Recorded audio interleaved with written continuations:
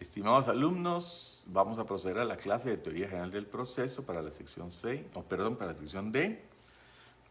Y en la clase pasada les había dejado como actividad del curso que por favor vieran la conferencia sobre aplicación retroactiva de la ley o aplicación de la ley más benigna de la New Media de la Universidad Francisco Marroquín, que tuvieron la gentileza de grabar una conferencia que yo di hace algunos años. Espero que la hayan visto y hoy vamos a seguir con este tema de los conflictos de las leyes en el tiempo. Un alumno de la otra sección nos puntualizó que en este libro del licenciado Eric Alfonso Álvarez Mancilla está perfectamente explicado este punto en las páginas 77 y 78, y es cierto. Se lo recomiendo porque está muy claro el punto de la ley procesal, aplicación de la ley procesal, pero antes de eso, aplicación de la ley procesal, y habla de la ley procesal en el tiempo y en el espacio. Entonces, ¿de qué se trata este tema? Conforme a la ley del organismo judicial, tenemos que la ley tiene dos ámbitos de aplicación. Tiene ámbito de aplicación temporal, que es en el tiempo, y aplicación espacial, que es en el espacio o en el territorio de los países. Les agradezco que se reporten un par de alumnos y después ya no es necesario que se reporten, salvo que tengan alguna pregunta, porque se llena la pantalla de la clase y entonces ya no encuentro las preguntas, ¿verdad? Pero sí, bienvenidos todos y aquí estamos, ¿verdad? Invitar. No es posible, vamos a ver, no puedo invitarlo a transmitir conmigo, pero sí pase adelante. Buenas noches. Como les digo, no es necesario que se reporten. Gracias, porque ya sé que están viendo el video y a las órdenes. El imperio, este es el ámbito de aplicación espacial, y el temporal comienza a partir del artículo 6, que es la vigencia de la ley. Ya sabemos que comienza a regir 8 días después de su publicación, y el artículo 7, que se deriva del 15 de la Constitución, habla de que la ley no tiene efecto retroactivo ni modifica derechos adquiridos. Se exceptúa en la ley penal en lo que favorezca al reo. Y aquí a eso se refería el caso que vimos en la conferencia.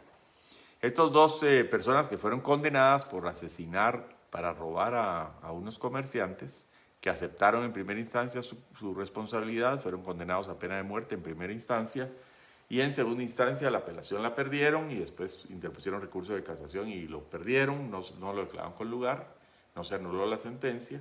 Y entonces después pidieron recurso de gracia ante el presidente se los negó, y ya para que se ejecutara la pena de muerte, los abogados correctamente interpusieron un incidente de aplicación de la ley más benigna. Esto de los incidentes, si alguien tiene interés ahorita, aunque lo vamos a ver más adelante aquí en la clase, está regulado en el artículo 135 al 140 de la ley del organismo judicial. Lo vamos a ver más adelante. Pero aquí habla de los incidentes y se refiere a toda cuestión accesoria que sobrevenga en un proceso y que no tenga tramitación especial, se tramitará por el procedimiento de los incidentes. Ahí van a ver ustedes para qué sirven. Sirven para muchas cosas los incidentes. Permítanme un segundo. Y entonces dice que el caso es que se interpone el incidente y en primera instancia lo denegó el juzgado de Suchitepeques y entonces se apeló. Porque también, así como las leyes tienen jerarquía, los tribunales también tienen jerarquía. Así como la ley, la supremacía constitucional nos habla de Doña Cori, que son la jerarquía de las normas entre constitucionales, ordinarias, reglamentarias e individualizadas. También los tribunales tienen su jerarquía. Y habla de una jerarquía de mayor a menor también.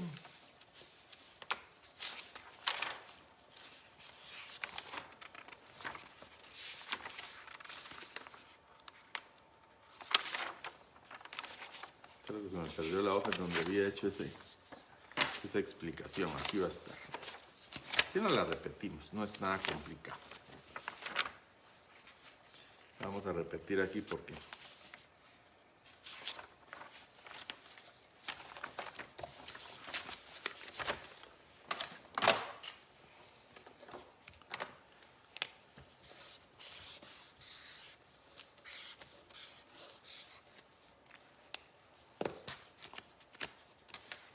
Esta es la tercera.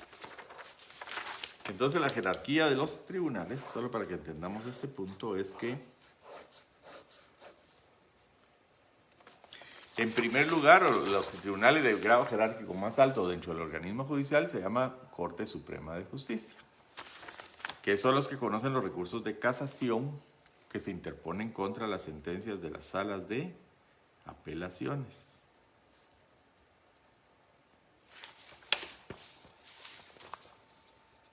Y la sala de apelaciones conoce las apelaciones contra las sentencias dictadas o los fallos dictados por los tribunales o los juzgados de primera instancia. Del ramo penal, civil, laboral, lo que sea. Normalmente se llaman juzgados de primera instancia. Y debajo de los juzgados de primera instancia están los que se llaman juzgados menores, que no tienen que ver con los juzgados para menores, sino que son los juzgados menores, que son los juzgados de paz. Y en algunos municipios, yo creo que ya no existen de esos, pero en algún tiempo existieron unos juzgados que se llamaban comarcales o de paz comarcales. Y así es la jerarquía, mire, de menor a mayor. La menor jerarquía de los juzgados la tienen los juzgados de paz. Que donde hay un municipio que comparte juzgado de paz con otro, eso se llama una comarca y se llama comarcal el juzgado. Si hay un municipio con pocos habitantes o con poco presupuesto del organismo judicial, entonces dicen, bueno, este juzgado va a conocer San Juan, Chamelco y Tactic, comarcal, abarca más de un municipio, pero su competencia es en asuntos de paz, faltas, cobro de deudas que lleguen hasta 15, 30 mil, 40 mil quetzales, como lo disponga la Corte Suprema, 50 mil, como lo disponga la Corte Suprema, por medio de un simple acuerdo. Primera instancia, se conoce todos los delitos, todos los juicios importantes de mayor cuantía en primera instancia, como su nombre lo indica. Y si yo no estoy de acuerdo con la sentencia, interpongo un recurso de apelación para que lo conozca la sala de la Corte de Apelaciones. Y finalmente, la Corte Suprema de Justicia se divide en 3 cámaras: Cámara Civil, Cámara Penal y Cámara de Amparo y Antejuicios. La Cámara Civil conoce las casaciones en materia civil, la Cámara Penal las casaciones en materia penal contra las sentencias dictadas por las salas de la Corte de Apelaciones. Algún error que hayan cometido la sala de apelaciones se puede corregir como último recurso extraordinario en el de casación, y así es como funciona la jerarquía de los tribunales.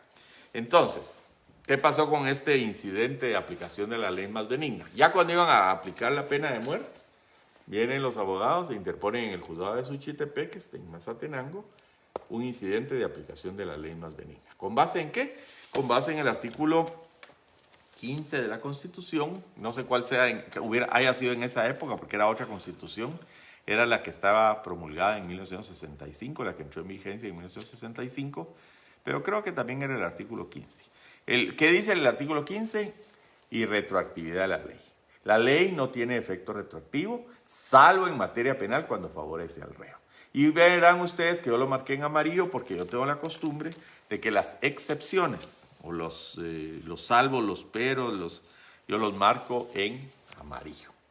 Los plazos normalmente los marco en verde y los recursos los marco en anaranjado. Ustedes pueden adoptar el sistema que quieran, ¿verdad? A mí este es el que me ha servido siempre. Y entonces,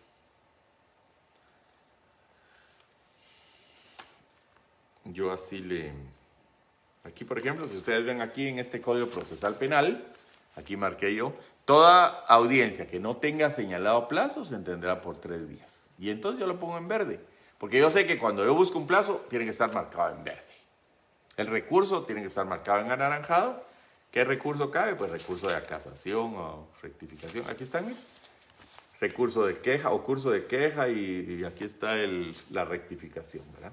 Entonces yo marco en anaranjado los recursos. Eso me ayuda mucho a mí para manejar los códigos. Lo importante en amarillo, las excepciones. Bueno, yo a veces he usado otros sistemas, sinceramente. Lo amarillo es lo importante y lo verde son las excepciones. Realmente aquí creo que yo, siguiendo mi sistema, lo debería haber marcado en verde. La excepción en verde y los plazos en anaranjado. Los recursos y los plazos en anaranjado. Buenas noches.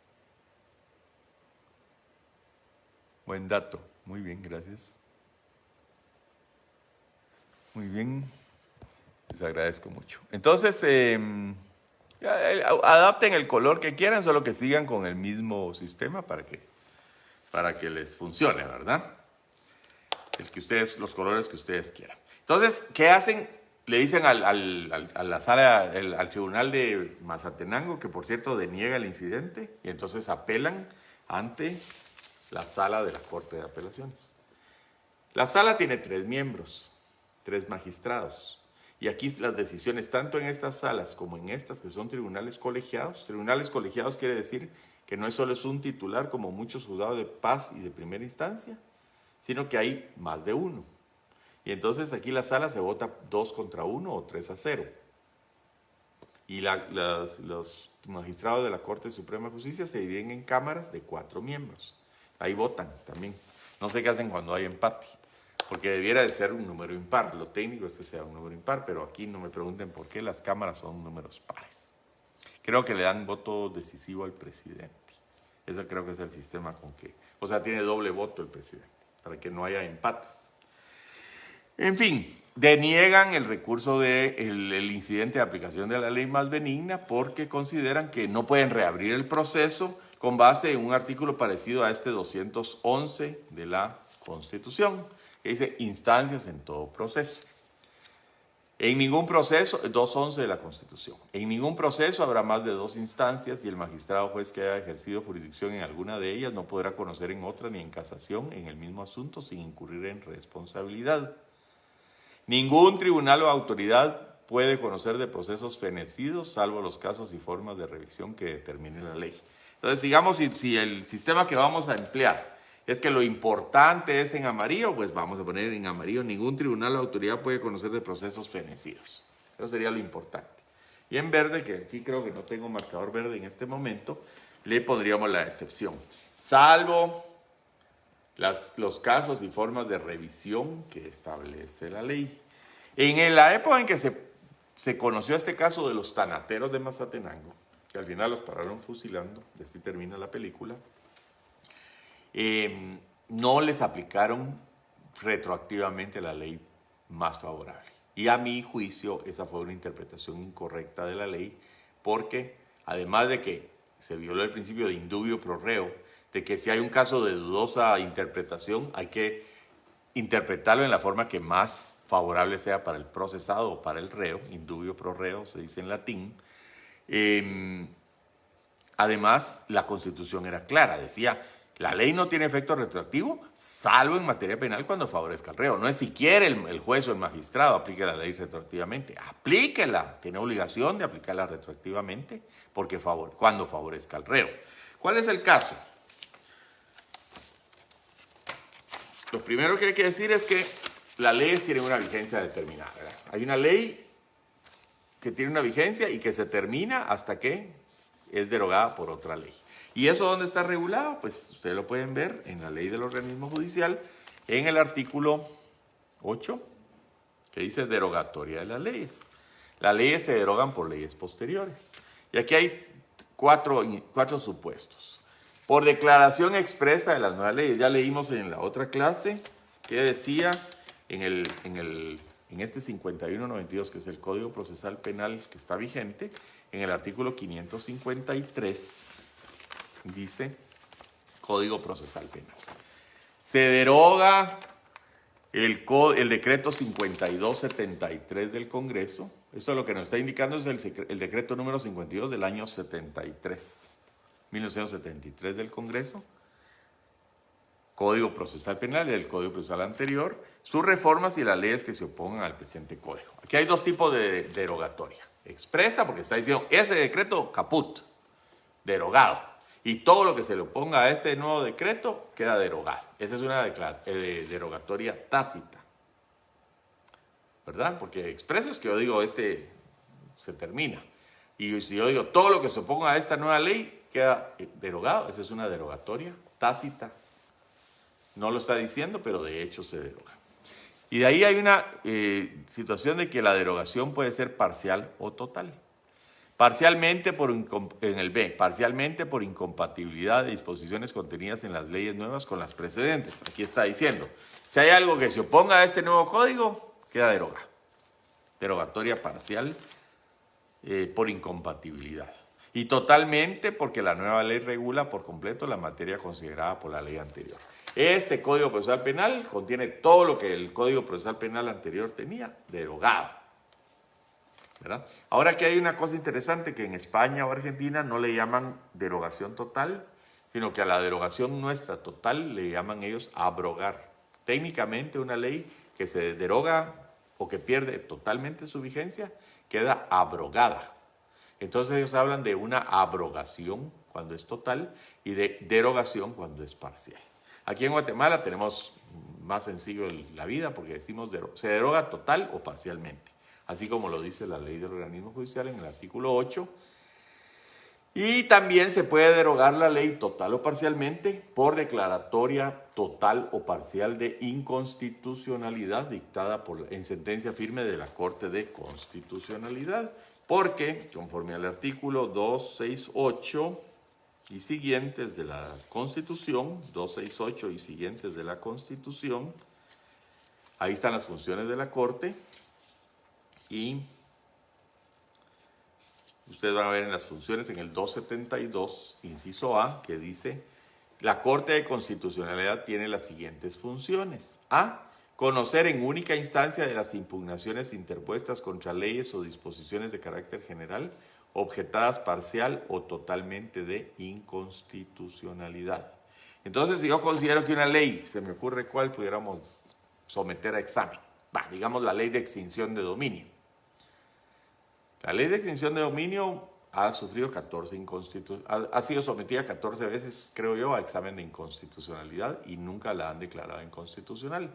Sin embargo, yo sostengo que debiera de hacerse un nuevo análisis, porque, por ejemplo, en la ley de extinción de dominio, si ustedes tienen algo adquirido y no pueden demostrar cómo lo adquirieron, se presume ilícito, o no, mejor dicho, todos los bienes que ustedes tengan en su poder se presumen de ilícita pertenencia. Y ustedes tienen que probar que son lícitos. En la Constitución hay un artículo, por ejemplo, que habla de la presunción de inocencia y publicidad en el proceso. 14. ¿Qué dice ahí? Toda persona es inocente mientras no se le haya declarado responsable judicialmente en sentencia debidamente ejecutoriada.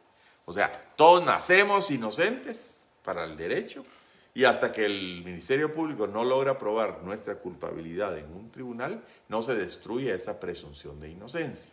En la ley de extinción de dominio, por ejemplo, dice que se presume que es ilícito si usted tiene un bien y usted tiene que demostrar la licitud de ese bien. O sea, hay una inversión o una anulación de ese principio de presunción de inocencia. Usted es culpable, o por lo menos el bien. Ellos dicen, los que defienden esta ley, dicen, no, es que no se está juzgando al individuo, sino se está juzgando al bien. Ese escritorio es de ilícita pertenencia, o esos 10,000 quetzales o $10,000. Se presume que son ilícitos y a usted le corresponde probar que no son ilícitos, sino que los obtuvo en debida forma, ¿verdad? Pero entran como con una presunción contraria a lo que normalmente dice la Constitución, de que todos somos inocentes. Ellos, los que defienden la ley de extinción de dominio, dicen, no, es que no, aquí no se le está juzgando, no es de materia penal. Primero que todo, la ley de extinción de dominio no es materia penal, ellos dicen que es materia administrativa.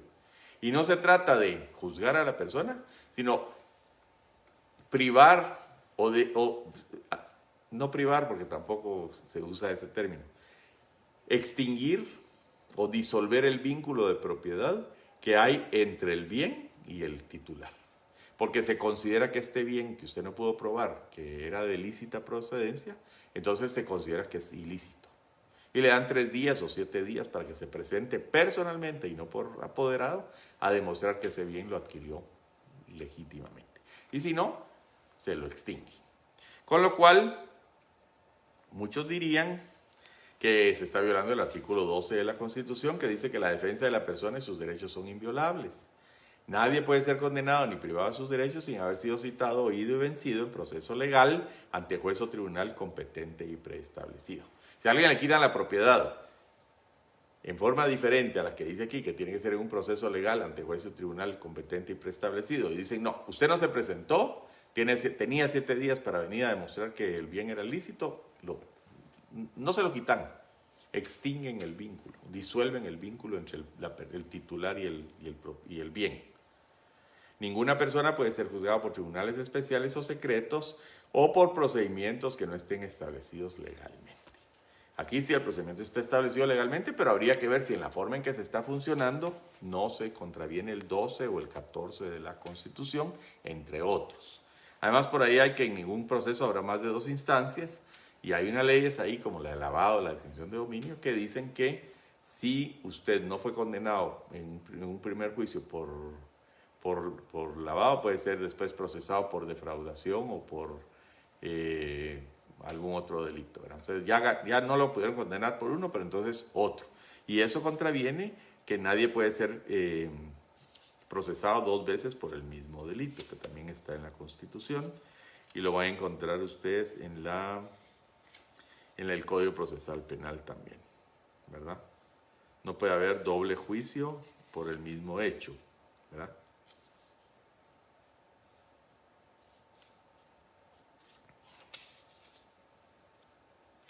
Entonces, hay muchas situaciones que pueden ser sujetas a análisis por la Corte de Constitucionalidad. Si, digamos, de un análisis de la Corte de Constitucionalidad se concluye que tal o cual ley se considera que tiene total o parcial inconstitucionalidad, esa simple sentencia, o no es simple, pero esa sentencia de la Corte de Constitucionalidad deroga la ley, total o parcialmente, si se considera que infringe la Constitución en forma total o parcial. Y entonces a eso se refiere el artículo 8 de la Constitución y tiene, de la Ley de Organismo Judicial, que habla de la derogatoria o abrogación total y derogación parcial de las leyes. Y el hecho, aquí hay una cosa interesante, por el hecho de la derogación de una ley no recobran vigencia las que ésta hubiera derogado. Supongamos que aquí dice este Código Procesal Penal que deroga el código anterior, pero cuando a este se derogue, le quitaron su vigencia, que se vuelve fuente histórica. No por eso va a regresar el 5273 del Congreso, ¿verdad? Porque ese ya fue derogado, ya se murió. De la misma manera que porque se murió el papá, va a revivir el abuelito, no, ¿verdad? Se van sucediendo las generaciones. Vendrá una nueva ley que entra en vigencia, pero no porque derogue la que derogó al Código Procesal Penal del año 33 o del año 73, van a revivir, cuando yo derogue del 92, no van a revivir los códigos del 73 y el 33, ¿verdad? Esos ya están fuente histórica. A lo mejor hago uno nuevo, pero ya no va a ser esa, sino que una nueva del año 2022 o 2025, cuando sea. Entonces, después del artículo 9, la misma supremacía de la Constitución y jerarquía normativa que ya habíamos analizado en la clase pasada, y ya viene lo de la interpretación de la ley que vamos a ver en unas clases posteriores. ¿Qué quiso decir el legislador? Hoy vamos a entrar a la aplicación de las leyes en el tiempo, que está totalmente cubierto los puntos en el artículo 36 de la Ley del Organismo Judicial. Tiene varios incisos, del A a la M.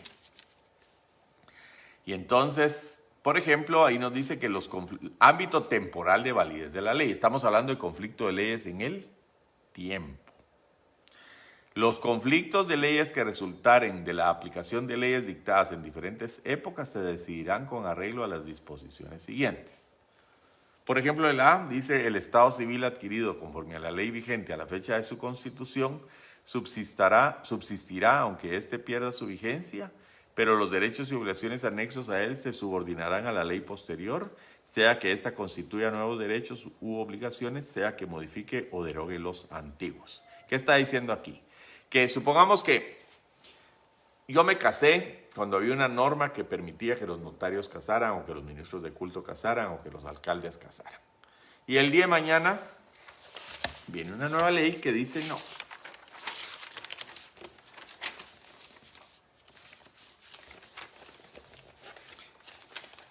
Esta es la ley anterior que decía que los notarios podían casar. La nueva ley dice, no, ya los notarios no pueden casar. ¿Qué pasa con todas esas personas que se casaron ante notario? ¿Se tienen que volver a casar? ¿O tenemos que reconocer que durante la época en que estaba la ley derogada, esta ley, se podía casar ante notario y que ahora ya no se puede casar? De aquí en adelante ya no van a tener validez los matrimonios celebrados por el ministro de culto o el alcalde o el notario. Pero todo lo que pasó aquí sí tuvo vigencia.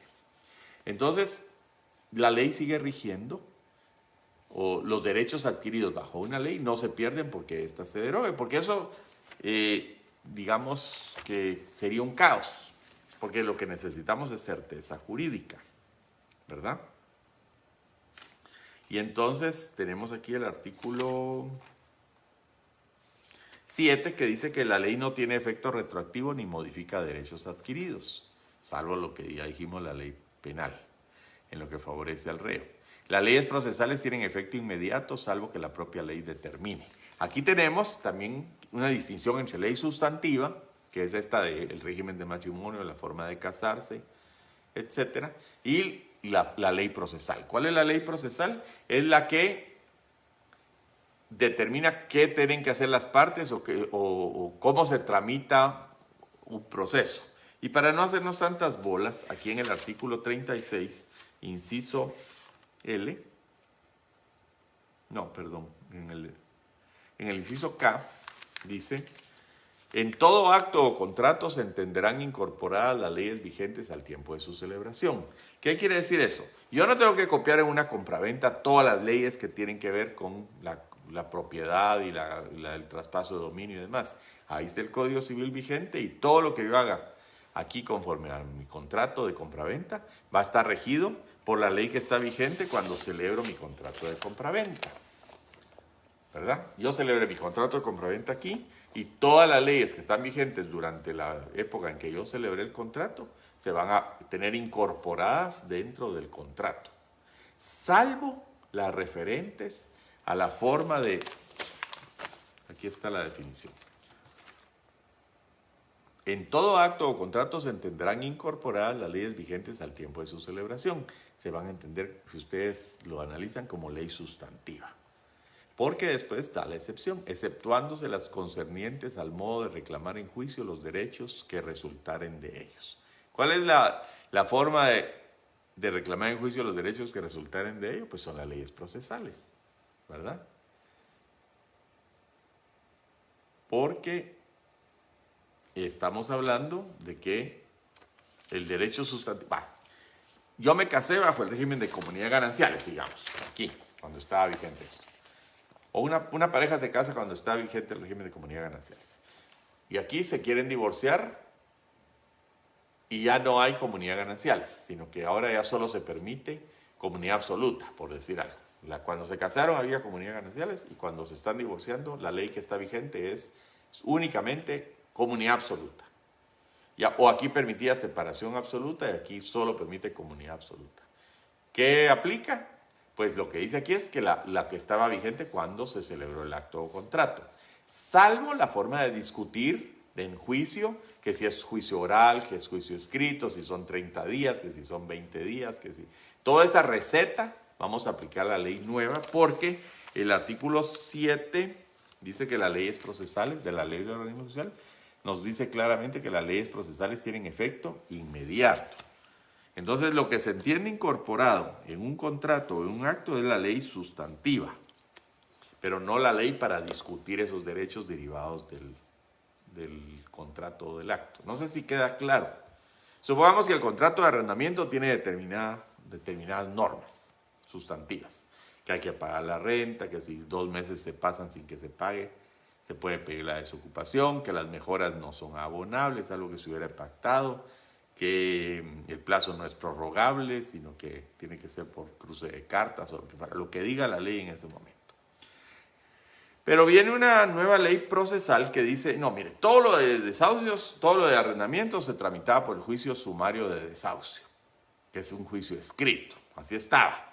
Pero a partir de ahora, el juicio que va a aplicar es un juicio oral. Cambiamos el sistema procesal. El contrato de arrendamiento se celebró cuando estaba vigente estas normas sustantivas y el juicio para sacar a una persona que no pagaba era un juicio sumario de desahucio escrito. Y el nuevo Código Civil de Enjuiciamiento Civil o Procesal Civil dice que ahora el juicio es oral. ¿Cuál aplica? Conforme a lo que ya vimos en el artículo 7 y en el artículo 36, inciso K, lo sustantivo es lo que estaba vigente cuando se celebró el contrato, pero la forma de reclamar en juicio es lo procesal y vamos a aplicar la ley que ya está vigente cuando se discute la validez del contrato o si procede o no procede el desahucio. En otras palabras, si cuando se celebró el contrato de arrendamiento, el juicio que se celebraba era escrito, por decirlo simplemente, y ahora es un juicio oral, vamos a tener que aplicar el juicio, la ley procesal que está vigente ahora que comienza el proceso, o la ley que rige para el divorcio. Esos se casaron bajo comunidad de gananciales. Eso se va a respetar, esa es la ley sustantiva.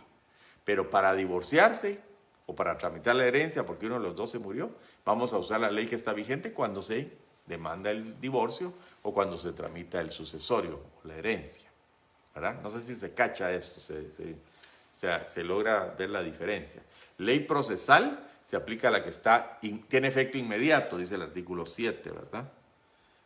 Salvo lo que la propia ley determine, porque muchas veces la propia ley va a decir, mire, todos los juicios que ya comenzaron, termínenlos bajo el juicio escrito, bajo el sistema de juicio escrito.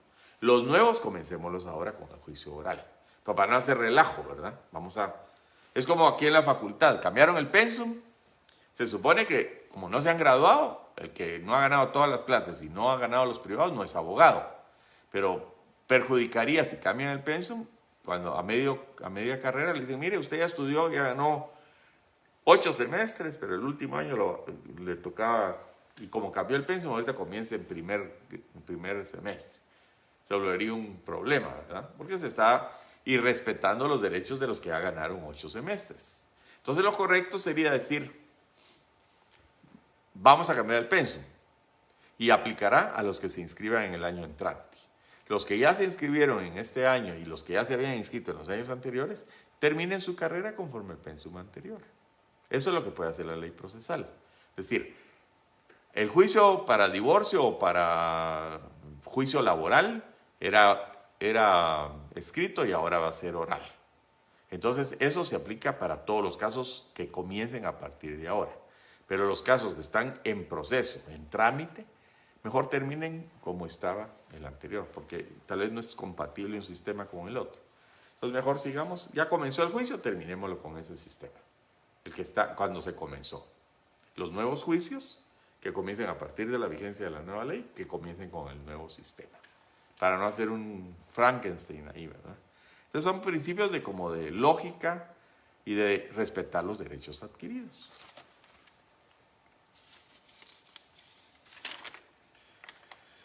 Otro caso de esto, para la próxima clase, lo que nos toca es el derecho, los conflictos de leyes en el espacio, entre leyes de Guatemala y leyes de otros países. Y para eso hay que leer las normas de derecho internacional privado que están del artículo 24 al artículo 35 de la ley del organismo judicial.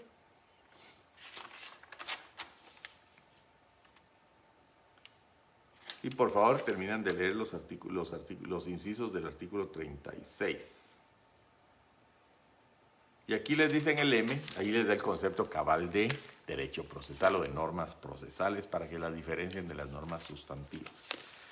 Las leyes concernientes a la substanciación y ritualidad de las actuaciones judiciales prevalecen sobre las anteriores desde el momento en que deban empezar a regir. Pero los plazos que ya hubiesen empezado a correr y las diligencias que ya estuvieran iniciadas se regirán por la ley vigente al tiempo de su celebración. Y aquí les voy a poner un ejemplo. Supóngase que el código anterior o el código procesal anterior dice el periodo de prueba va a ser de 30 días. Eso es lo que nos dice ahorita nuestro juicio ordinario. Nuestro periodo de prueba son 30 días.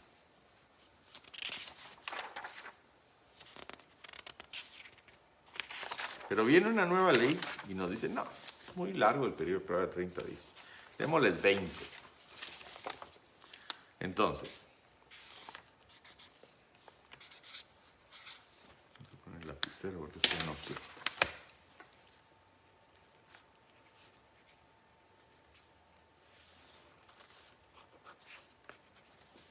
Supongamos que el juez abre y aprueba un juicio conforme al sistema anterior que dice que eran 30 días.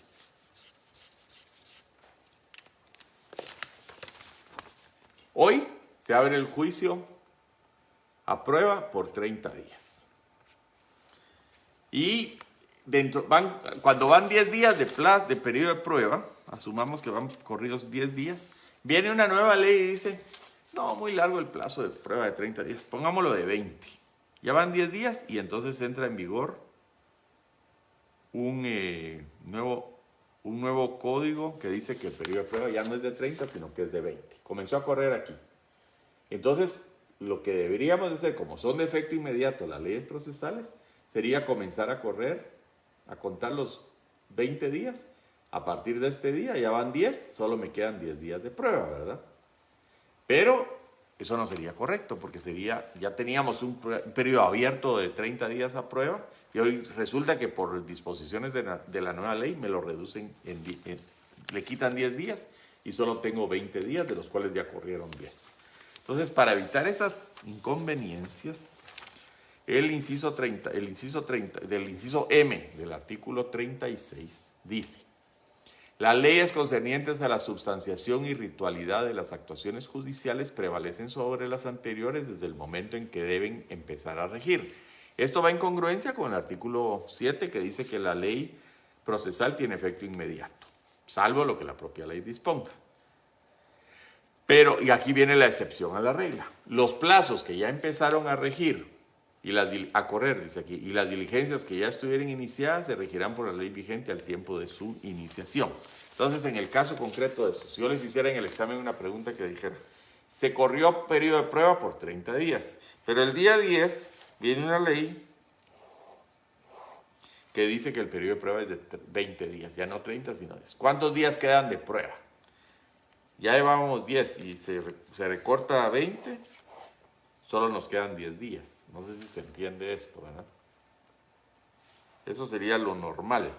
Pero la excepción que nos dice aquí el 36, inciso M, es que dice, no. Si ya inició el plazo, termínelo de contar con la ley que estaba vigente el tiempo de que inició ese plazo. Y de aquí en adelante, si usted tiene que usar la nueva ley procesal, úsela. Pero esta era un plazo que ya comenzó a correr, o una diligencia que ya está iniciada, termínela con la ley que estaba vigente cuando usted inició esa diligencia. No sé si les queda claro, pero eso es lo que dice la ley, así es el efecto práctico.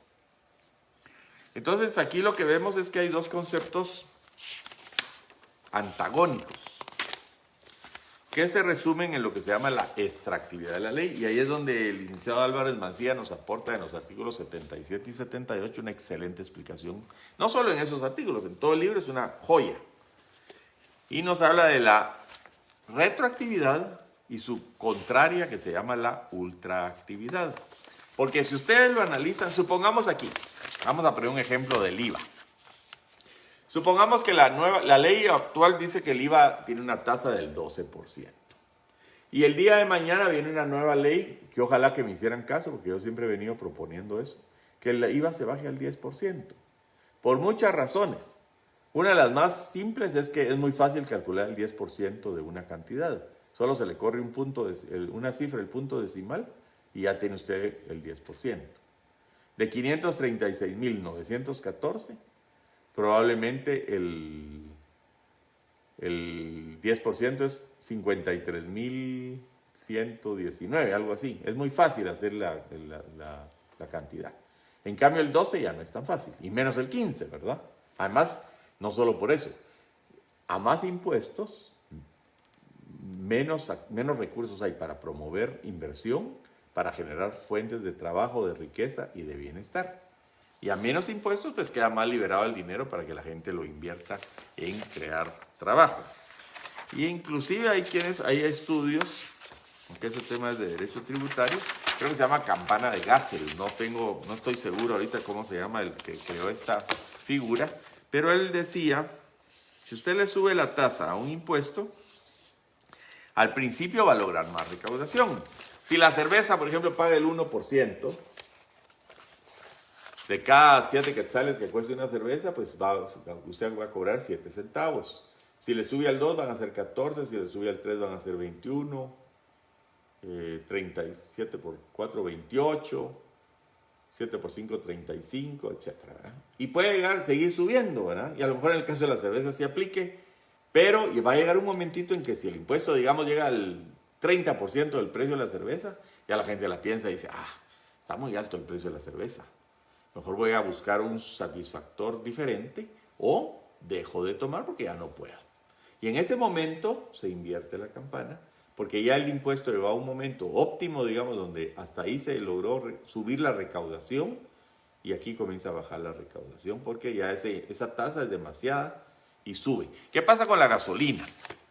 En vez de subir la recaudación, porque yo no pudiera decir, la gente está comprando cervezas, sigamos y pongámosle el 100% del impuesto, 7 quetzales de la cerveza y 7 quetzales del impuesto. Vamos a llenar las arcas del Estado. A lo mejor ya cuando la cerveza esté a 14 quetzales, la gente comienza a hacer esto. Ya no puede, o ya no quiere, o ya no le alcanza para comprar cerveza. Entonces, en vez de que pagaban el 1, el 2, el 3 de impuesto, al llegar al 100, a lo mejor ya la recaudación comienza a bajar, porque entre más subamos el impuesto, menos recaudación vamos a lograr. La campana de gases. Si me hicieran caso a mí de que es conveniente bajar el IVA al 10%, y yo lo bajaría el primer año al 10%, con aquello de ir tratando de bajar al 9, al 8, al 7 y hasta llegar a un impuesto único del 5%. Eso hizo Singapur y eso lo convirtió en una potencia económica mundial. Solo eso, bueno, y normas claras, reglas claras.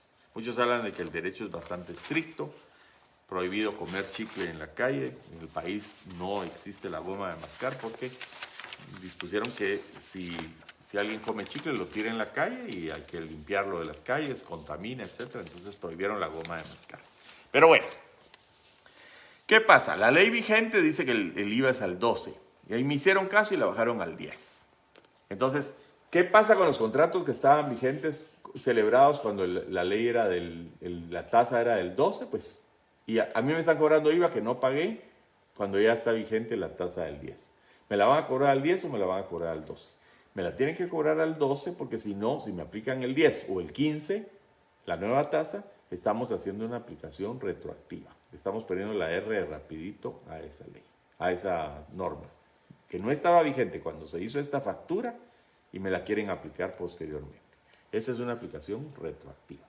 ¿Qué ocurre entonces? Esta ley del 12, que ya está derogada, sigue teniendo vigencia para juzgar los casos que ocurrieron durante su vigencia. Eso es lo que se llama la ultraactividad. Ya está muerta la ley, ya no tiene vigencia, pero se sigue aplicando para aquellas situaciones que ocurrieron durante su vigencia, que es contraria, si ustedes lo entienden bien, a la retroactividad. Entonces, este concepto de extraactividad es cuando la ley se sale de su vigencia temporal normal. ¿Por qué se puede salir? O porque ya está derogada y se sigue aplicando a situaciones que ocurrieron durante el tiempo que estaba vigente, o porque es una nueva ley que se aplica retroactivamente a situaciones posteriores. Esto está prohibido y únicamente la retroactividad se permite en materia penal cuando la nueva ley es más benigna que la ley anterior. Ese es el caso de los tanateros de Mazatenango. Al final fue denegado el caso con base en un artículo parecido al 211 que dice que en ningún caso, en ningún proceso habrá más de 2 instancias. Instancias en todo proceso, artículo 211 de la Constitución. En ningún proceso habrá más de 2 instancias y el magistrado o juez que haya ejercido jurisdicción en alguna de ellas no podrá conocer en las otras ni en casación en el mismo asunto e incurrir en responsabilidad. ¿Qué es esto de las instancias? Entonces encuentro lo que ya les enseñé de los tribunales.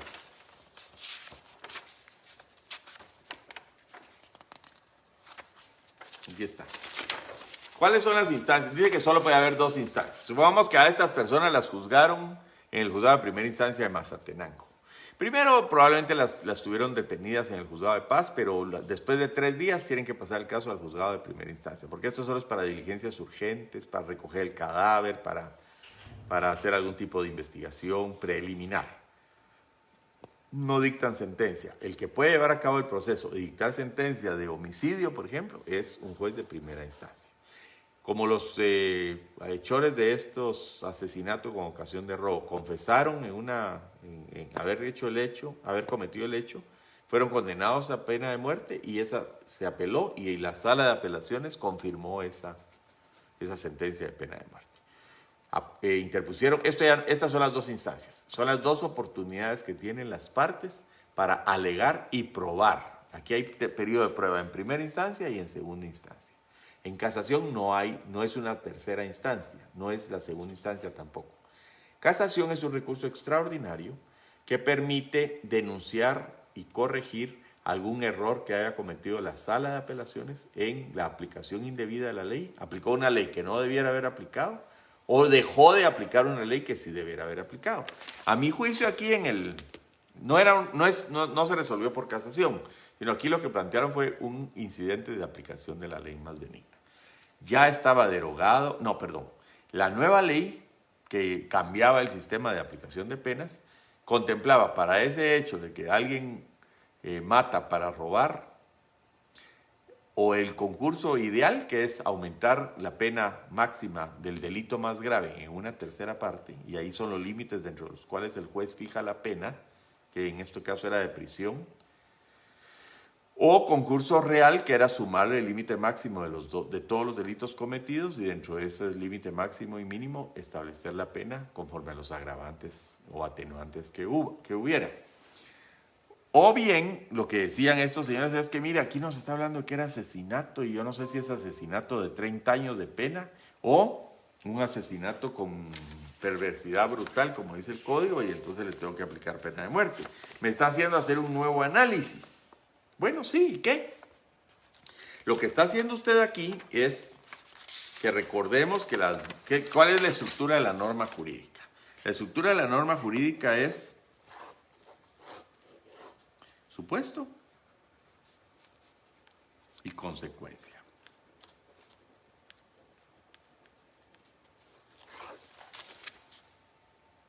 Pero usted aquí no está cambiando el análisis del juez. El señor ya fue declarado culpable de haber matado para robar. Lo que va a cambiar usted aquí, el supuesto está probado. Ellos mataron a los comerciantes ambulantes para robarles los tanates, la mercadería que va en los tanates. ¿Cuál es la consecuencia? La ley anterior le decía que ese delito, asesinato con ocasión de robo, es pena de muerte. El nuevo código de 1973 entró en vigencia. Este caso pasó en el 71 o 72. Entonces, la nueva ley dice que hay que sumar prisión de tantos meses, de tantos años a tantos años, robo de tantos años y tantos años, o aumentar la pena del delito más grave, que es el de homicidio, de 8 a 20 en una tercera parte, ¿verdad? O bien, en el peor de los casos, es asesinato y entonces póngale 30 años. Pero como en el proceso no se había demostrado mayor perversidad en el agente, no vamos a llegar a pena de muerte.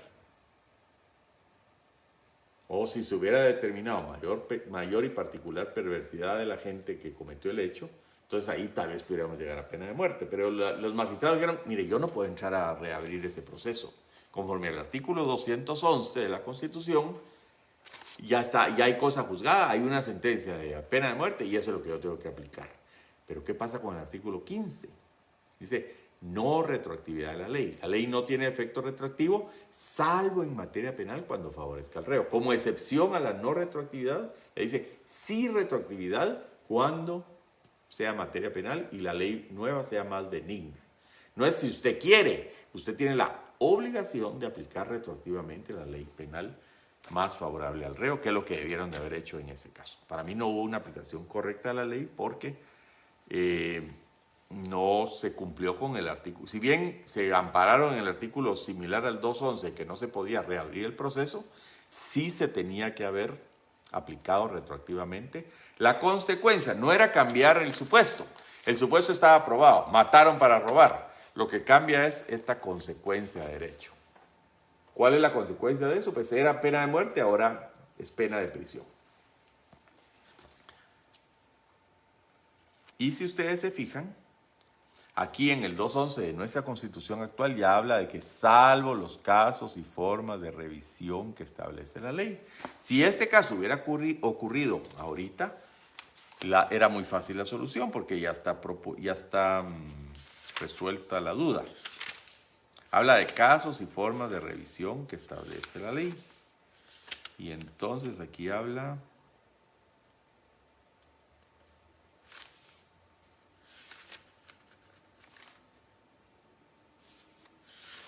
en el artículo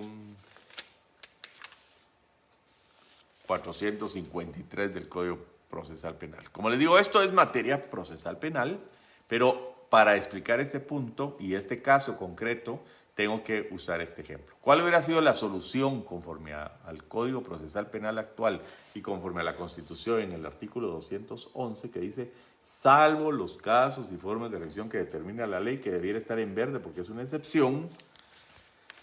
Revisión, objeto. La revisión para perseguir la anulación de la sentencia penal ejecutoriada, o sea, sentencia firme, cualquiera que sea el tribunal que la haya dictado, aún en casación, solo procede en favor del condenado a cualquiera de las penas previstas para los delitos o de aquel a quien se le hubiera impuesto una medida de seguridad y corrección. Entonces, solo procede para aplicar la ley más benigna.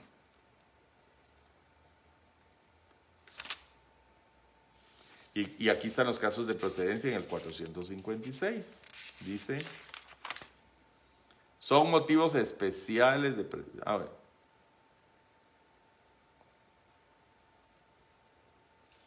Motivos. Procederá la revisión cuando nuevos hechos o elementos de prueba por sí solos o en conexión con los medios de prueba ya examinados en el procedimiento sean idóneos para fundar la absolución del condenado o una condena menos grave. ¿Cuál sería el caso típico de revisión? Está condenada una persona por homicidio, le mató a Juan Pérez. Y resulta que Juan Pérez no estaba muerto, sino que andaba de parranda. Se había ido a Estados Unidos de mojado y nunca se comunicó. Y a los 5 años de que está el que lo mató cumpliendo su condena, reaparece Juan Pérez y dice, no, yo no estaba, a mí nadie me ha dado muerte, aquí estoy. Entonces ahí se cometió una evidente injusticia o un evidente error judicial y hay que corregirlo por medio del recurso de revisión. Ese es un caso de revisión. Pero hay otros motivos.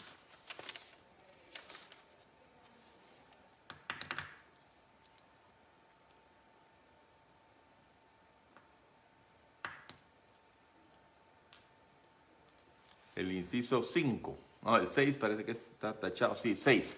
Inciso 6 del artículo 455. Cabal, ahí está el caso. La aplicación retroactiva de una ley penal más benigna que la aplicada en la sentencia. Eso era lo que hubiera procedido en el año 73, que se juzgó, o 74, que se juzgó ese caso.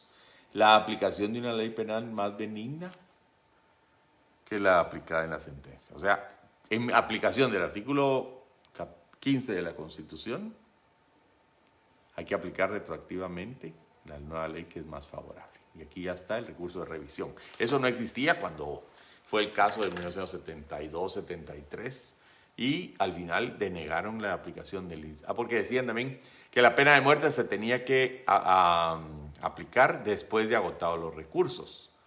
Sí, pero en primer lugar ese incidente era un recurso, era el último recurso, ampliando la aplicación, la interpretación de la palabra recurso, porque no es un recurso de apelación, casación o gracia, sino que es un recurso entendido como un medio que tiene el procesado para hacer valer que le tienen que aplicar la aplicación de la ley más benigna. O bien, no se estaba reabriendo el proceso, solo se estaba cambiando la consecuencia de un hecho ya demostrado. Es culpable, mató para robar. Lo único que cambia es la aplicación más benigna, que así como ahora es muy fácil, ¿verdad? El sexo, aplicación retroactiva de una ley penal más benigna que la aplicada en la sentencia. Ese es cabal el caso concreto que así se debiera de haber resuelto hoy. Ese artículo no está. Y otra cosa, ¿la Constitución para qué sirve? La Constitución, señores, es un escudo que tiene el individuo para defenderse del poder del Estado. No es que porque la Constitución diga que la pena de muerte se tiene que aplicar después de tramitados todos los recursos, no quiere decir que se tiene que aplicar la pena de muerte, no. Usted le tramita todos los recursos y es un escudo para el ciudadano frente al poder del Estado, ¿verdad? Entonces, esa es más o menos la consecuencia que hubiera sido hoy y cómo fue en el año 73. Ya con los elementos que había en el 73 del derecho constitucional, penal, el principio de que en caso de duda, la interpretación debe ser en favor del procesado, in dubio pro reo. Hay duda, aquí no se sabe cómo debemos proceder. Bueno, lástima, ya no lo vamos a poder matar, hay que interpretar en favor del procesado, porque la ley nos dice que en materia penal, en caso de duda, tengo que interpretar la ley en el sentido menos gravoso o más benigno para el procesado. La Constitución me dice que tengo que aplicar la ley más benigna. No si quiero, tengo la obligación de aplicar la ley más benigna.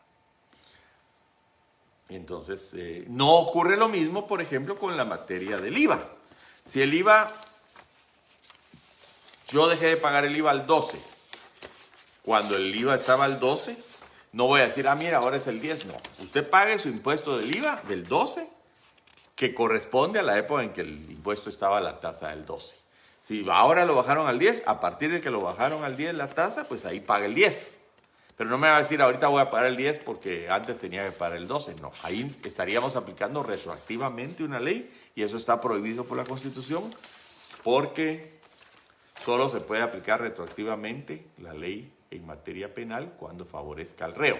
Si en vez de suavizar la pena, de volverla más benigna, la endurece, ahí tampoco se puede aplicar retroactivamente porque si estaba con prisión y ahora es pena de muerte, o eran 5 años y ahora son 20, y yo cometí el hecho, o la persona cometió el hecho cuando la pena eran 5 años y lo estamos juzgando cuando son 20, no le podemos aplicar retroactivamente la ley más severa. Siempre solo se va a poder aplicar la ley más benigna que le favorece. ¿Y quién interpreta la benignidad o favorabilidad para el reo? El propio interesado, ¿verdad? Él dirá que le es más favorable, si prisión o muerte, ¿verdad? Y en todo caso, si él no lo dice, porque a lo mejor, pero es obvio que es mejor estar preso que estar muerto. Por lo menos tengo oportunidad de que por buena conducta me van a absolver o porque cualquier otra situación pueda mejorar mi situación. Y además, tengo la oportunidad de vivir. El otro ya está condenado. Aquí hay una pregunta. Muchas gracias por la pregunta, pero no la veo.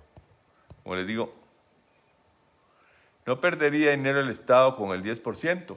Es lo que le digo. Muchos funcionarios, incluyendo a una persona que estaba por optar al cargo y que le propuse este sistema, dije, la teoría es que si se baja el IVA, por ejemplo, a lo mejor baja la recaudación. Pero ¿qué pasa? Si yo subo la tasa, llega un momentito en que la tasa comienza a ser desincentiva la producción y comienza a bajar. Y otra cosa, si yo bajo la tasa de un impuesto, ¿por qué hay descuentos en los almacenes? Porque quieren vender más. Todavía van a ganar tal vez un poquito menos en cada venta que hagan, pero van a vender más artículos, porque el precio va a ser más favorable y va a haber más personas que van a poder o van a querer o van a optar por comprar o consumir ese artículo porque está más barato. Y entonces lo mismo ocurre con los impuestos. No necesariamente yo quiero pagar impuestos y los quiero pagar más baratos, pero si el bien que voy a comprar está más barato, entonces va a tener más demanda. ¿Qué pasa con el tráfico cuando la gasolina sube? Menos tráfico, la gente saca menos del carro. No porque quieran castigar a los gasolineros, sino porque dicen, mira, a ese precio ya mejor me voy con mi amigo, camino, me voy en bicicleta o no salgo. O me voy en transporte público. Pero si la gasolina está barata, llenemos el tanque y salgamos a pasear aunque no haya tanta necesidad. Si la gasolina está cara, yo restringo mis viajes. Lo mismo pasa. ¿Y entonces qué pasa con el impuesto a la gasolina? Obviamente estoy vendiendo menos galones y estoy pagando menos impuestos. ¿Qué pasa con la recaudación si el impuesto está demasiado alto? Cae, baja. Si bajo el impuesto y a consecuencia de bajar el impuesto baja el precio, la venta va a ser mayor y el Estado va a tener mayores ingresos. O sea, no necesariamente baja la recaudación. ¿Por qué? Las cosas no se quedan estáticas, sino que la clientela, el público, el mercado reacciona a los precios y a la oferta y a la demanda, que es lo que realmente mueve el consumo, ¿verdad? Piensen en si sube la gasolina, ¿qué pasa con el tráfico? Baja el tráfico. Si baja la gasolina, ¿qué pasa con el tráfico? Sube el tráfico. Y hay más consumo de gasolina, hay más impuestos derivados del petróleo, del impuesto del petróleo y de todos los impuestos. Otra cosa, la mitad del precio de la gasolina son impuestos. Impuesto de distribución de combustibles, impuesto del IVA, impuesto, hay uno para carreteras, ¿no? Hay varios impuestos, ahorita no me recuerdo cómo se llaman. Entonces, se desincentiva con esto la producción. Si solo fuera el precio de la gasolina, y hay doble tributación también, porque pago por vender gasolina, por comprar gasolina, pago el impuesto del IVA, el impuesto de distribución de combustibles y el impuesto creo que se llama fondo compensatorio o algo así. Entonces, pago como 3 impuestos por el mismo hecho generador que es comprar gasolina. Entonces, ahí estamos. Espero que les haya gustado la clase. Les agradezco mucho. No sé si hay alguna pregunta. Dice que si perdería dinero el Estado. Recuérdese también que hay que decir algo. El Estado no es productivo. El Estado es como lo que decíamos el otro día. En un condominio, el condominio no produce nada. El condominio solo recibe las cuotas de los que sí producen, que son los condómines, y lo gasta en necesidades colectivas, jardinización, pintura, seguridad, iluminación de las calles, lo que fuera. Pero no generan nada, no venden un solo chicle para producir una ganancia. Entonces, si usted tiene muchos impuestos, también quita dinero de las personas que están produciendo inversión, bienestar y riqueza y trabajo, ¿verdad? Por eso es que a veces es mejor menos impuestos, porque eso va a generar más producción, más productividad y más bienestar. Eso hizo Singapur, bajó su impuesto del IVA al 5%, el de importación es el mismo impuesto del IVA al 5%, es un impuesto único. Elimina corrupción, porque no tengo que estar viendo que si el Vista me va a clasificar en 10, en 15 o en 25 mi artículo, el único tasa que me va a aplicar es el 5. ¿Saben cómo es en Holanda el impuesto de importación? Por peso. Si ustedes importan plumas, oro, plomo, barro, cemento, piedras, siempre van a pagar un impuesto de €1, pónganse, por tonelada, o 100 euros por tonelada, lo que sea. El mismo impuesto por peso, para cualquier artículo, para quitar fuentes de posibilidad de corrupción. O por valor, 5% sobre el valor. Flat, el mismo impuesto. Soñemos con que eso algún día va a pasar en Guatemala y cómo se va a ir la economía para el cielo. Muchas gracias. El pueblo paga, claro. El pueblo mantiene al gobierno. Yo no estoy a favor, ahí me preguntan si estoy a favor de la pena de muerte. No, yo creo que si hiciéramos una encuesta en la clase, muchos estarían en favor de la pena de muerte, tal vez tendría mayoría. Yo no estoy en favor de la pena de muerte por 2 razones. La primera y la segunda. Entre otras, ¿verdad? Primero, creo que éticamente el Estado, si castiga a un delincuente que mató, porque es una mala persona, y lo castiga con la pena de muerte, en mi forma de pensar, se está poniendo el Estado, se está rebajando al nivel del delincuente. El derecho penal es para rehabilitar al delincuente y no es para castigarlo, sino que se supone que le debe tratar de readaptar a la sociedad. Ese es el objetivo del derecho penal moderno. Y si yo lo que hago es matarlo, estoy confesando mi incapacidad para rehabilitar a esa persona que es mala o que actuó en una forma negativa. Una razón también poderosa es que yo considero que es discriminatorio la pena de muerte. Y yo me opongo a cualquier discriminación que haya en la sociedad. Porque el artículo 2, me parece, o el 4. No, el 4. Libertad e igualdad. En Guatemala todos los seres humanos son libres e iguales en dignidad y derechos. El hombre y la mujer, cualquiera que sea su estado civil, tienen iguales oportunidades y responsabilidades. Y cuando hablamos de la pena de muerte, ¿a quién no se le puede aplicar? Las mujeres. Entonces quiere decir que si una persona de sexo femenino comete un acto que merece pena de muerte si fuera hombre, pero a ella no se lo vamos a aplicar, estamos haciendo una discriminación. Y estamos violando el artículo 4 de la ley, de la Constitución, que es la norma máxima, que dice que todos somos iguales, pero unos que somos más iguales que otros, ¿verdad? No, todos somos iguales. Y entonces no me acuerdo dónde está el artículo de la pena de muerte, como ya no se usa mucho, porque encima aquí está, pena de muerte. La pena de muerte no podrá imponerse a los siguientes casos. B, a las mujeres. Entonces la mujer que comete el mismo hecho que el hombre no merece pena de muerte, pero el hombre sí. Estamos haciendo una violación al principio constitucional del artículo 4 de igualdad. Y solo por eso ya tenemos suficiente elemento jurídico, aparte del ético, que es que como que yo para castigar a alguien que me insultó o para contestarle a una persona que me trató con una mala palabra, yo le contesto con otra igual o peor. Me estoy rebajando al nivel de ese patán. El Estado, al imponerle la pena de muerte a alguien que mató, está colocándose al mismo nivel moral que el que mató. Y un Estado debe ser de tratar de que esta persona actuó mal, vamos a tratar de rehabilitarla, porque ese es Además hay otra situación. ¿Qué pasa si hay un error judicial y ya se murió la persona porque le ejecutaron la pena de muerte? ¿Cómo corregimos ese error? En esos casos de revisión, le dimos muerte porque había dado muerte a otro y después aparece el muerto. No estaba muerto, andaba de parranda. ¿Cómo corregimos ese error judicial? Es imposible, ¿verdad? Ya el Estado ejecutó la pena de muerte.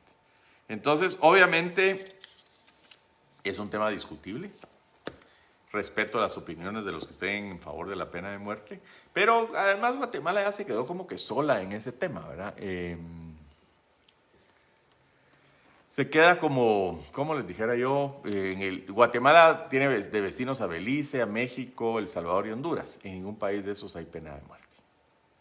Y no por eso hay menos delincuencia o más delincuencia no hay más ni menos delincuencia que en Guatemala. Parecido. O sea, no es un disuasivo. Hay una teoría ahí que dice que antes de la Revolución Francesa o en la época de esa de la guillotina y todo, que se castigaba con pena de muerte cualquier cosa, y se castigaba a los carteristas con pena de muerte, los que se robaban las billeteras de los demás. Como se aglomeraba un montón de gente a ver la ejecución, ahí aprovechaban los carteristas para robarle las billeteras. Entonces no era disuasivo la pena de muerte. Entonces es un tema rico en discusión y que admite opiniones diversas, pero les estoy dando mi punto de vista. Les agradezco su atención. Fuerte y demanda, el pueblo paga, gracias por la clase, Lic. Siempre buena, muchas gracias. Recuperar la eterna primavera. Así es, y les digo, para mí Guatemala es el mejor país del mundo y lo que tenemos que hacer es estar orgullosos de nuestro país, orgullosos de nuestra gente y no tener ningún complejo de inferioridad. Que venga cualquier extranjero a decirnos qué es lo que tenemos que hacer, me parece que no es lo más conveniente. Nosotros tenemos que ser responsables de nuestro destino y de nuestro progreso y bienestar, y responsables de lo que hacemos. Y por eso también considero que, por ejemplo, con el tema de las vacunas, el que se quiera vacunar, que se vacune, y el que no se vacune, no se tiene por qué vacunar. Yo me vacuné, porque después de hacer un análisis dije, no, ¿cuáles son los riesgos? ¿Cuáles son las posibilidades? Sí, posiblemente la vacuna no es perfecta, pero sí, puede ser que me cause secuelas, inflamaciones, todo lo que hablan en los medios, que además está saturadísimo de información, muchas veces verídica, muchas veces tendenciosa, pero lo que sí respeto es la libertad. Si alguien dice, yo, después de un análisis reflexivo, no me quiero vacunar, lo respeto. Cada quien es responsable de lo que introduce en su cuerpo, en su organismo. No considero correcto que sea el gobierno del Estado o un tercero el que venga a decirle qué puede y qué no puede hacer la persona. Inclusive con las bebidas embriagantes e inclusive con sustancias, cada quien debe ser responsable de lo que hace y deja de hacer. ¿Verdad?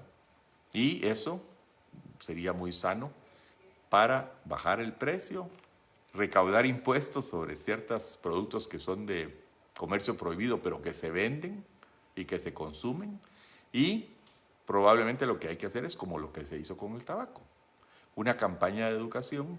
La mayoría de las personas ya no fuma hoy día. Cuando era niño, todos los papás fumaban. Después vino la época en que las mamás fumaban. Y después ya nadie fuma, o los que fuman son un grupo que ahora fuman esas sus cosas que huelen a repollo, para decirlo en un término así sutil. Pero que no me fumen enfrente, encima, estoy de acuerdo. Pero si quieren fumar, pues yo no participo de eso, pero no puedo prohibir a una persona que está fumando en la punta del cerro que haga lo que quiera con su vida. Su responsabilidad, siempre que él sea responsable, y se tiene que responsabilizar a la persona de las consecuencias de sus actos. No que vengan después a decir que yo tengo que pagar por el tratamiento médico de esa persona que usó y consumió todo lo que se le dio la gana o causó daños a él y a terceros por el estado en que está. Así es que eso es más o menos cuando... Muchas gracias. Muchas gracias, les agradezco mucho. Es fácil, los artículos, es manejo de código y es poner atención. Artículo 18 de la Constitución Política de la República de Guatemala. ¿Qué dice el 18?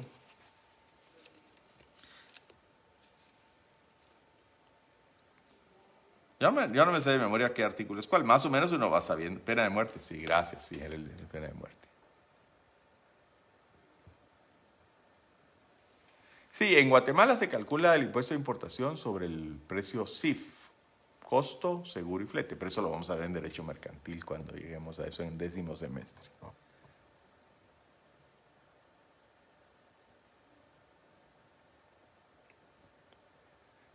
Las estadísticas dicen que sirve como persuasivo, no reduce la criminalidad. Que no sirve como persuasivo, sí. Hay argumentos en favor y en contra. Yo creo que no es disuasivo. ¿Y cómo se corrige un error judicial como el que menciona en el ejemplo de la acusación de asesinato luego de 5 años? El recurso de revisión es el artículo que estábamos leyendo en el Código Procesal Penal. Creo que es 355 o por ahí, les dije 455, no sé. Sí, la corrupción es dañina de cualquier lado de donde venga. Y hay mucho dinero involucrado en temas políticos. Y eso hay que tener uno cuidado con eso, ¿verdad? Pero el derecho a la vida no defiende la pena de muerte, no detiene la pena de muerte. Sí, también, ese es otro argumento, ¿verdad? Si Guatemala está comprometido a garantizar la vida y en el caso de la pena de muerte quita la vida, pues está violándose también el artículo, dice, el Estado de Guatemala se organiza para proteger a la persona y a la familia. Y al que están fusilando o aplicándole la inyección letal también es una persona, ¿verdad? Pero lo dijo de otro país. ¿Qué dije de otro país? A ver. El impuesto de importación a pagar se calcula. Sí, yo dije que en Holanda era por peso. Es para evitar corrupción y para evitar tanta discrecionalidad de las autoridades, ¿verdad? Siempre y cuando se haga responsable, sí. Sí. Ah, bueno. En eso de que si yo causo contagio, no. Porque si la vacuna es efectiva y el otro está contagiado, el otro está vacunado, aunque yo no me vacune, yo lo contagie, pero si él tiene la vacuna, o va a ser más leve, como dicen, o no se va a contagiar, o no se va a morir, ¿verdad? Entonces es muy fácil que el que quiera vacunarse, que se vacune, y el que no quiera vacunarse, que no se vacune. Lo que estoy en contra es de una inoculación forzosa. Gracias, les agradezco mucho. La libertad requiere responsabilidad, totalmente de acuerdo, pero si usted le dice, usted se tiene que vacunar a la fuerza, no le está dando realmente libertad. Usted tiene que tener libertad de escoger si hace esto o lo otro y responder de sus consecuencias de sus actos. En lo del repollo le pareció bueno, es que es horrible eso de los... Yo prefiero que fumen tabaco de verdad que esas otras cosas que huelen a repollo. Muchas gracias, les agradezco mucho. Es 454 y 455 el recurso de revisión. La Constitución no reconoce la contradicción en sí misma, por lo tanto existe ambas de ella, lamentablemente. No. Sí es cierto que hay artículos que pueden entrar en contradicción o aparente contradicción, pero no hay contradicción entre normas constitucionales. Entonces usted tiene que hacer una aplicación y decir, bueno, aparentemente hay una contradicción, pero lo tengo que resolver. Si hay una donde protege a la persona y otra dice que hay pena de muerte, y otra dice que hay igualdad, y otra dice que a la mujer no se le aplica la pena de muerte, por el mismo hecho que si es hombre sí se le aplica la pena de muerte. Entonces ahí hagamos una interpretación y dijimos, bueno, ¿qué vamos a proteger? ¿Qué es más importante? ¿La igualdad y el respeto a la persona o aplicar la pena de muerte y la desigualdad que está implícita en que si una mujer hace no se le va a condenar a pena de muerte y si un hombre comete el mismo hecho, sí? Entonces ahí estaríamos haciendo una interpretación, digamos, axiológica o integral de la Constitución para llegar a una conclusión.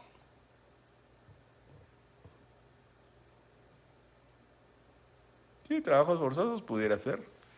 ¿Qué hay de los daños que puede ocasionar la vacuna? Es responsabilidad de cada uno y hay personas en las que se les causa daño la vacuna. Debe ser dolor en las venas, sí, inflamación, lo que fuera, ¿verdad? Cada quien que evalúe y realmente nadie sabe mucho, creo yo, ¿verdad?